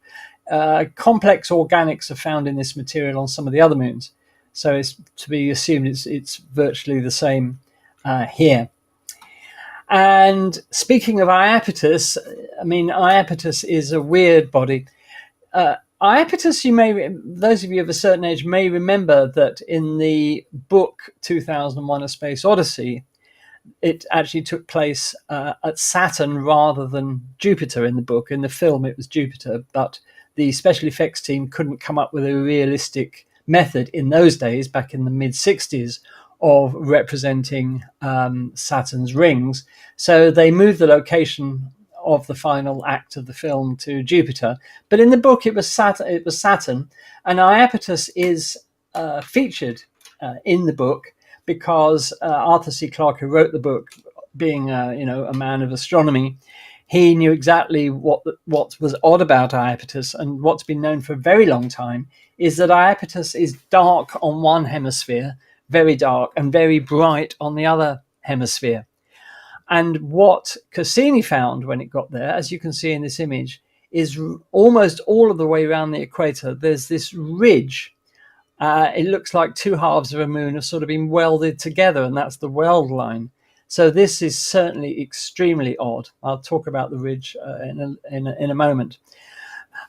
So this was a very odd moon with its bright hemisphere and its dark hemisphere.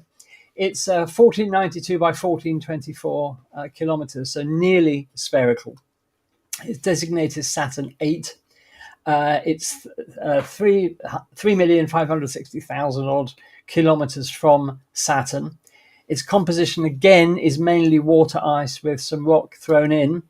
And that dark material is thought to have originated from outside Iapetus, perhaps from other moons. And the dark color is thought to be due to sublimation, which is a process where a solid turns from a solid straight into gas with no liquid phase. And that material is then further darkened by the action of sunlight. And it's not quite clear yet, I don't think, although I'm sure Lou or Bernard will correct me. I don't think there's any convincing explanation yet for why only one hemisphere is that dark color and the other hemisphere is covered in ice, which is why it's so bright. So that's Iapetus, but the ridge around the equator on Iapetus is amazing. It's 15 kilometers tall, and if you compare that with Everest's 9 kilometers, so it's getting on for twice the height of Everest, that ridge you see before you. It's thought to be formed from the debris of a ring that Iapetus once had that actually collapsed onto the planet, forming this ridge around the equator. Although I don't think that's settled yet, but I think that's the leading theory, that it's the remains of a ring that collapsed onto the surface, onto the equator of Iapetus. This is an amazing image, but this image I absolutely adore, which is a close-up of that ridge. And I did feature this as one of my favorite space images when it was my turn, because this is such a beautiful, haunting image. And you can imagine exploring that amazing terrain. It's just absolutely stunning. So that's Iapetus. Now we move on to a truly weird moon of Saturn, and this is the moon Pan. Now there are two images of it here taken by Cassini from different angles. It's been called the ravioli moon because it looks like a piece of ravioli. How on earth did a moon like this form and get that again a thin ridge right around its equator? It looks like some sort of a UFO. This moon is very small compared to the others. It's only 35 by 25 kilometers. It's designated Saturn XV111, and it's 133,000 kilometers from the planet. Its composition, although it's uncertain, it hasn't been directly measured. It's presumed to be mainly water ice again, with some rock thrown in. And Pan is what we call a shepherd moon of Saturn. And a shepherd moon is one that literally confines one of Saturn's rings and keeps it as a ring so that it doesn't dissipate and spread out. And in this case, what Pan does is to keep the Encke gap, which is a gap between Saturn's rings, free of material. So it's sweeping up material from the Encke gap all the time. And it's this material that it's swept up, which is thought to fall on its surface and form this equatorial ring over time, over a long time. So it's literally, because the moon is acting as a sort of hoover, if you like, it's hoovering up this material which settles on its equator and forms this incredible ridge around it. Now, just so you know where we are, these are Saturn's rings, and you can see towards the right, there's the Encke gap. So we've got several gaps in Saturn's rings. We've got the Huygens gap. We've got the famous Cassini division, which was first seen by Galileo. We've got the Encke gap, and we've got the smaller Keeler gap. And Pan actually patrols, if you like, within the Encke gap, sweeping up any material that has entered it from the rings. And here's an image taken by Cassini of Pan actually in the Encke gap. So that's a beautiful image of that little moon actually in the middle of the Encke gap there, which I think is an amazing image. We move on now to our last moon of this evening, Atlas. Now, Atlas is another moon that similarly has a ridge around it. This, I think, is an amazing image because basically you're seeing a mountain on the top of the moon with this weird ridge around its equator. And Atlas is, getting on for the same size as Pan, 40 by 35 by 18.6 kilometers. It's designated Saturn XV. It's 137,000 kilometers from the planet. Again, it's thought mainly to be water ice. And because for a long time, Atlas was thought to be shepherding the A ring to make it keep its shape, if you like, it's now thought that it isn't actually a shepherd ring of the A ring at all.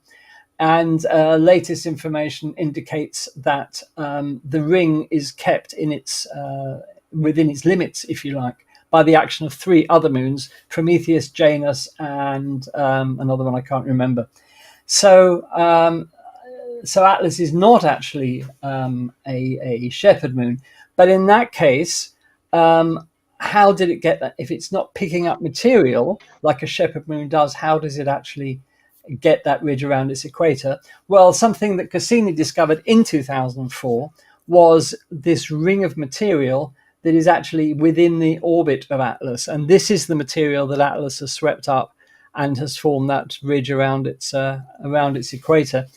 That answers the question. So there you are. So they're the tonight's moons, the weirdest moons of Saturn. And I think you'll agree in terms of what they look like. They're certainly extremely weird moons. So there you are. Yeah, they certainly are. Yeah.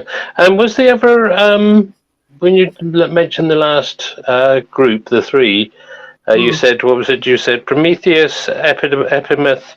Was there ever one Pandora? Could be Pandora. Yes, it could be. Have to look that up. Yeah, I could be wrong there. They're just sort of spread. But you were talking about Hyperion. Of course, Hyperion, as well as looking strange, it's got a very strange behaviour as well. It's tumbling totally out of control. Yes, it is. There's nothing unified. No. Yeah, nothing unified about its the way it rotates, or it's literally tumbling, and you can't predict anything. Yeah. It keeps changing all the time. Yeah, and as you said, it's a very strange sponge-looking looking thing. But also, I mean, as we know, Saturn's got loads of moons or moonlets, and of course, some of the naming's quite novel. I'll just read you this. Saturn has two orbital groups of prograde irregular satellites. The individuals in one are given Inuit names such as Sironwak, and in other Gaelic names as Alborix. Each group could be remains of a larger moon destroyed by collision. Apart from Phoebe, Saturn's retrograde irregular satellites have Norse names and include groupings that could each represent fragments of the same captured asteroid. So, they've got so many, with Jupiter and Saturn having so many moons, they're really having to spread the net to find names for all these things. For them. And of course, most of them are found by that group of people sat on the Hawaiian mountain, and all they do all day is look for moons, and they're quite successful at it. So, as we said, they need to get a proper job. Nice work if you can get it, Daz. That's all I want to say. Yeah, too right. Bernard or Lou, do you want to add anything about any of those moons? I'll let Lou start. Well, the only thing I was thinking is that this chaotic tumbling of Hyperion seems to be a product of its both its irregular shape and its 4-3 resonance with Titan. So these two qualities act together to give it this kind of strange rotation movement. Yeah. Thanks. Yeah. With regards to Iapetus, you were wondering about the difference in one side is brighter and the other side is darker. Isn't that related to the trailing side and the leading side, where the leading side just picks up all the dust and everything as it goes through Saturn, as it orbits around Saturn? I believe that's correct, Bernard. Right. So, Steve's just popped in the chat. Steve's just popped in the chat probably a theory about that. It said if you look at the curved horizon of Iapetus on one side of the ridge and trace it across, it doesn't seem to match the circle on the other side of the ridge, suggesting a compression feature. Maybe. Interesting. So you've two things pushing together. So if that's the case, if it is a case of the leading edge and the trailing edge, or the trailing side, is Iapetus tidally locked? You're the one who did this presentation. You should know. I forgot. I've forgotten as well. Yeah. Too many moons around Saturn. Most moons are, but I don't know about. I don't know about Iapetus in particular. Yeah, I'll have to ask ChatGPT about that. Okay, so there we are. So those are the moons of the week. Welcome to another in the series of astronomy basics videos from Space Oddities. In this video, we'll be asking the question, what is a galaxy? Just as the Earth's population is clustered into cities, so stars cluster in galaxies. They are the cities of the universe. A galaxy is an immense metropolis of stars numbering millions or billions. There are an estimated 2 trillion galaxies in the universe. Between the galaxies there is just cold, dark, empty space, devoid of stars, stretching for perhaps millions of light years in every direction. Stars in a galaxy, like the one shown here, orbit its centre, held in the eternal grip of gravity. Galaxies themselves may also cluster, as shown here in this NASA image of Stephan's quintet, a galaxy cluster imaged at infrared wavelengths by the James Webb Space Telescope. Gravity draws the galaxies together into complicated dances. As with skaters on a packed ice rink, collisions are inevitable. However, the encounter takes place over millions of years, during which time the galaxies slowly merge to form one single giant galaxy in a series of elegant dances choreographed by gravity. All these images show galaxies at various stages of merging, pulled into twisted, distorted shapes by their mutual gravity. While these might seem like giant cosmic catastrophes, in reality space is so vast and the distances between stars so enormous that collisions between individual stars are extremely rare. Galaxies are so tenuous that galaxy mergers are like clouds passing through one another. It was the great American astronomer Edwin Hubble who, in the 1930s, was the first to attempt a systematic classification of galaxies based on what he observed. His resulting diagram, shown here, is sometimes referred to as the tuning fork. Hubble classified galaxies into 3 main groups: ellipticals, spirals, and barred spirals. We now know that there are other types of galaxy, but the vast majority of galaxies in the universe fall into one of these 3 categories. Today, Hubble's tuning fork diagram still serves us well as a basic categorization of galaxies. So let's talk about one of Hubble's main classification of galaxies, the spiral galaxies. This archetypal classification of galaxy consists of one or more spiral arms of stars sweeping out from the centre like the arms of a Catherine wheel. At the centre of the galaxy is a bright core of stars separated from each other by astronomically small distances, perhaps 10 million stars per cubic parsec, 1 parsec being 3.23 light years. This core of stars forms a sphere-like structure at the centre of the galaxy called the galactic bulge. This means that the galaxy in profile resembles 2 fried eggs stuck back to back. Right at the very centre of most galaxies is a supermassive black hole, which may possess millions or even billions of times the mass of our Sun. There is a direct linear relationship between the mass of the galactic bulge and the mass of the supermassive black hole, but what this relationship signifies is as yet unclear. Most star formation in galaxies occurs in the dusty spiral arms. When we look up into the night sky from a dark location free from light pollution, we see one of those spiral arms of our galaxy arcing overhead as a ghostly cloud, a river of light made up of countless stars. This we call the Milky Way. Now this can be confusing, as our entire galaxy is also called the Milky Way. When we see the Milky Way in the sky, we are looking inwards towards the middle of the galaxy. The actual centre of our galaxy lies in the constellation of Sagittarius. Another of Hubble's classifications is barred spiral galaxies. Barred spirals, as their name suggests, are a type of spiral galaxy where a bar of stars extends either side of the galactic core. The spiral arms emanate from each end of the bar, as you can see in this illustration. 2/3 of all spiral galaxies are barred spirals.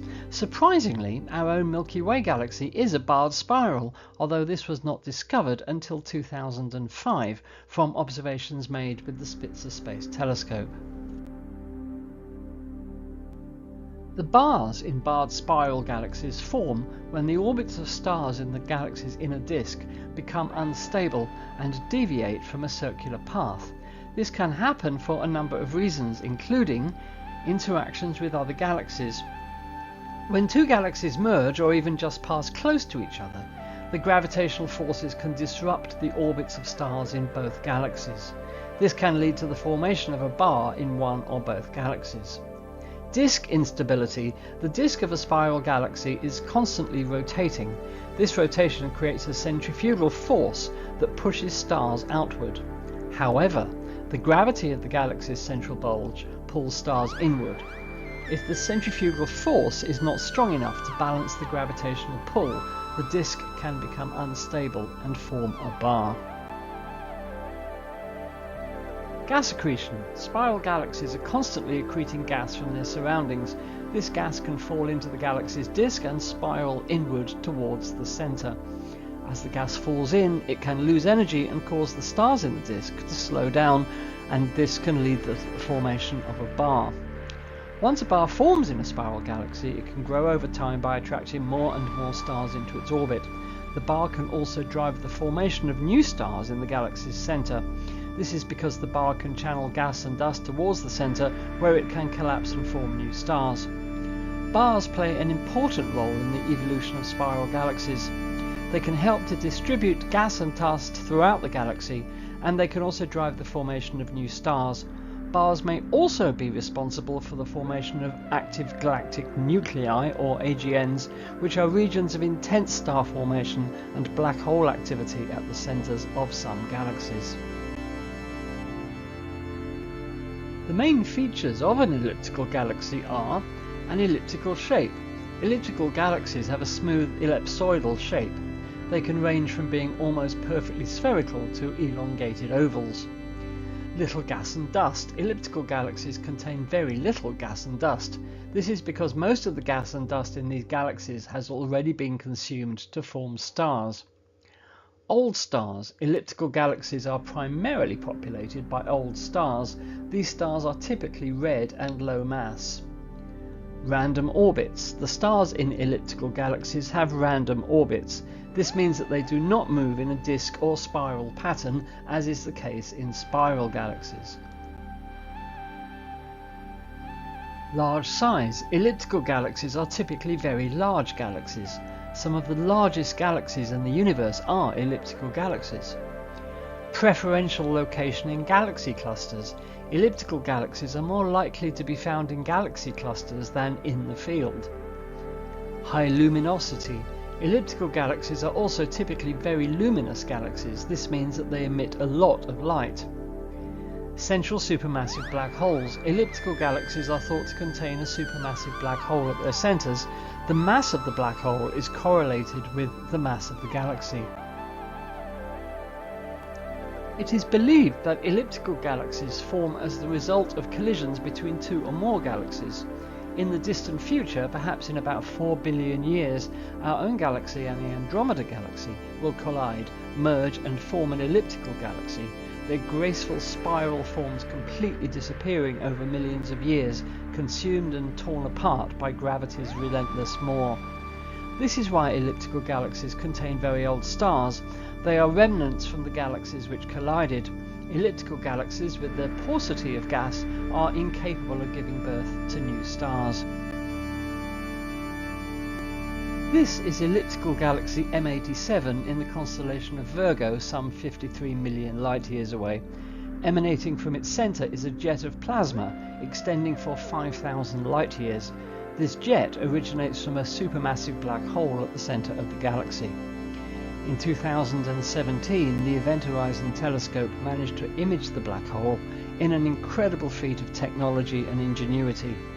The radio image of the M87 black hole was on front pages around the world and has since become iconic and will no doubt be written into the history books as our first definitive proof that black holes exist, all evidence of such having hitherto been circumstantial.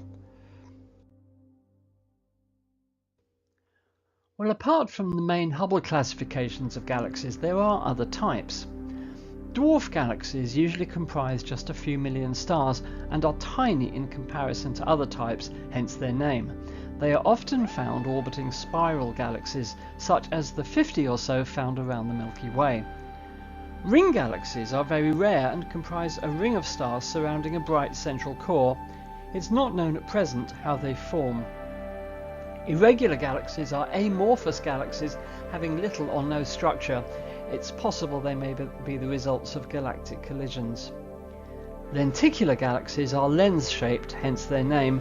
They are midway between a spiral and an elliptical galaxy. There is much we do not know about how galaxies form and evolve. It is one of the most intense areas of astronomical study. The James Webb Space Telescope, looking back to the dawn of the universe, has shown us early galaxies just a few 100 million years after the Big Bang.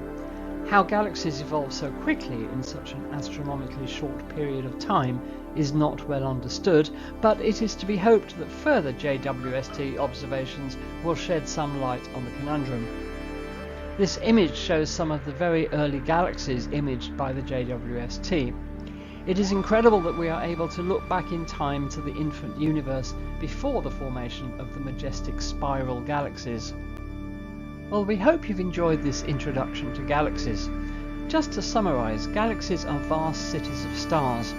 They're categorised using a system developed by Edwin Hubble. They fall into three main categories: spirals, barred spirals and ellipticals. Galaxies can form clusters comprising up to hundreds of galaxies, and all but a few galaxies have supermassive black holes at their centres. Don't forget to check out our other Astronomy Basics videos in the playlist of the same name on the Space Oddities YouTube channel. Until next time, goodbye.